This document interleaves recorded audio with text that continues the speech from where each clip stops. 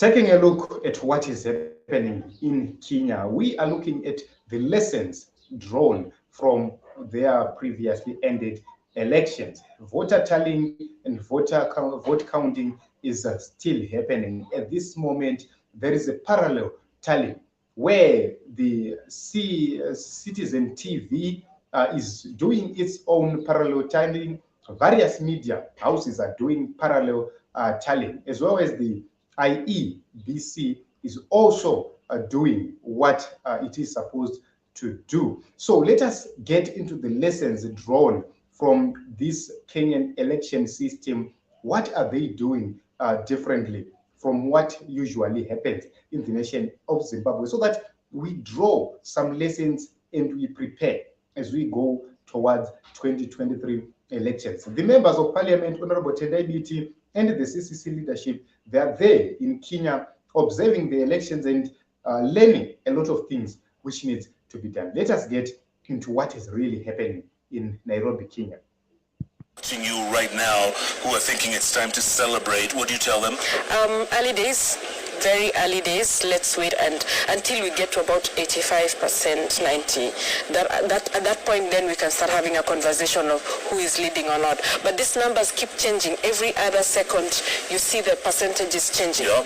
And these numbers are also the votes you're seeing are the total votes counted. What was voted, all the total votes. Yeah. It's not about just the correct, where you have disputed votes or rejected votes. Right. These are all the votes. All the votes. Yes. All the 12 million plus votes. Yes. Which is, by the way, very low turnout. Huh? Yes, very low turnout. So if you look at a place like this, it was done at 4:25 p.m. Right. It has just been done, and it keeps changing as the numbers come in. You see? Yeah, so that's earlier on, 12:49. Yes. So the numbers keep changing at 4:24, 4:25, 4:09, 4:24. So the numbers keep changing as we get them from the They will IBC. be changing as we go throughout the Yes. night into tomorrow. Yes. Until the last number's in. Yes, yes. Remember, there are some polling stations that are still voting today. Correct. Yes. So that's why they have also not received 100%. Are you also going to get the diaspora vote? Will be here somewhere? Yes, yes. It will definitely be here. Yes. Excellent. Esther Mukami, thank you so much. You're welcome. Carry on with your work. Thank you very much. Keep those... Asante sana. All the best. Thank you. Thank you very much. Esther Mukami there at the Tallying Center. By the way, the IEBC challenged us to create our own Tallying Center. This is it. All these young folks here, they're the ones responsible for getting all those Form 34As here. We can tally them here, and then we'll wait for them to give us the overall results. Hey, Rashid, Lulu, Lillian, back to you in the studio. So from what you have seen, what is happening in Kenya there is a parallel voter tabulation center where everything is being done from a separate center from the election body, which means by the time the election body is going to announce the results, it is going to be verified by the parallel voter tallying center. So you can actually see that this is an improvement. This is a suggestion which was made by Madam Chigumba, which we can't take lightly, and we need to make sure that it is implemented during the 2023 elections. So this is what CCC should invest in, creating a system like that, where they're going to make sure that at each and every polling center, they have the V11 forms, which are being tabulated, which are added together, so that we tally with the results from Zimbabwe Electoral Commission when announcements are being done. As you can see right from there, these results so far, these are from the tabulations which are happening from the Citizens TV center, or from the parallel tabulation center, where they are actually looking at the results which are coming in and computing them, coming up with the results. So far, Raila Odinga is leading by 51%. whereas the opponent is around 48%. That is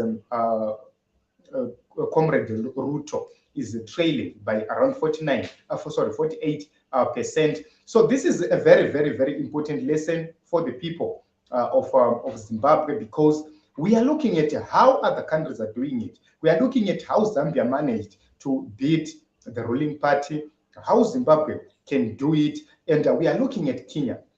You can actually see that this is something which we cannot ignore. Progressive people, we will not ignore this. This is something we need to invest in. This is something citizens of Zimbabwe who want change should partake, to make sure that each and every person from his and or her polling station, you become part of this voter tabulation process. Because the problem we have in Zimbabwe is that we are not going to see ZEC putting this information in the server, like what is happening in Kenya. Kenya, the electoral body in Kenya, they're actually inserting each and every result directly from the polling center into the server. But the situation is different in Zimbabwe, because we are not going to see a server being used, because they refused to open the server in 2018, which means they are not going to use the server in 2023 if they are not forced to do so. So we need a parallel voter tabulation process where CCC people are going to collect V11 forms from each and every polling station, and to make sure that we create a digital platform where every result will be on the same platform and the same sender. These are the things we've been calling, these are the things we've been talking about. So we are expecting those in diaspora to assist with in terms of softwares. We need softwares, so we need people in the diaspora to actually assist with softwares, or for those who are much versed in tech, to provide softwares, so as to bring these softwares and make sure that the parallel voter tabulation is done timeously before Zimbabwe Electoral Commission announces the results. This is going to help to say, when they announce results of a certain or a particular area, you actually know that these are the correct results. You already have the results, you already know the results, and you are simply waiting for the election body to actually announce its own results. That is a very, very transparent process which we can do here in the nation of Zimbabwe, given that there is no place where you don't find somebody with knowledge of actually scanning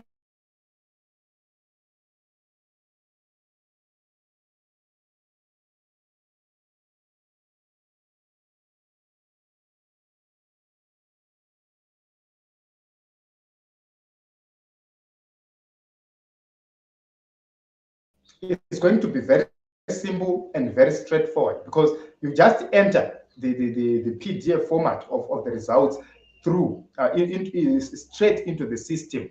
So when you just scan, you scan it with your system, with your phone, straight into the system through an application. And this application can be developed if people are really, really serious about change. I don't know, please, for those who came late, please revisit the beginning of this video so that you'll be able to see what is happening in Kenya. I have posted a video of what is happening in Kenya, and that video is very, very informative. You don't need to miss that video. So please revisit this live at the beginning of this live, so that you can be able to see that input from the people of Kenya.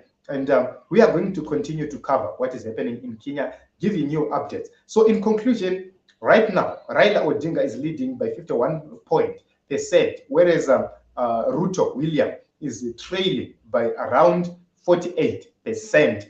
So this is what is happening.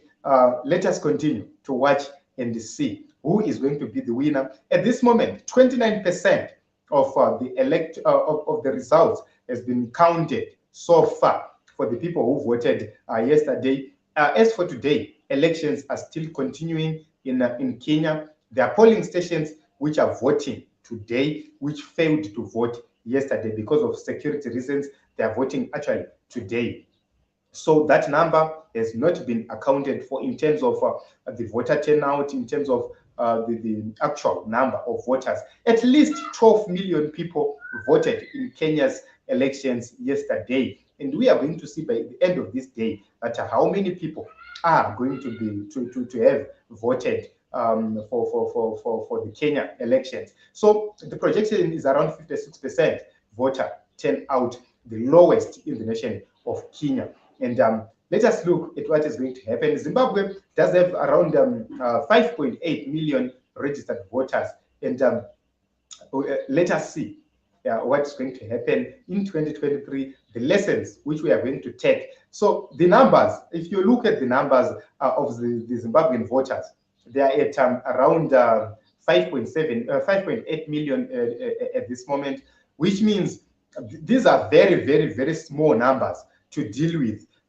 We are dealing with Kenya with more than 12 million people who voted. So it means in Zimbabwe we can do it in hours.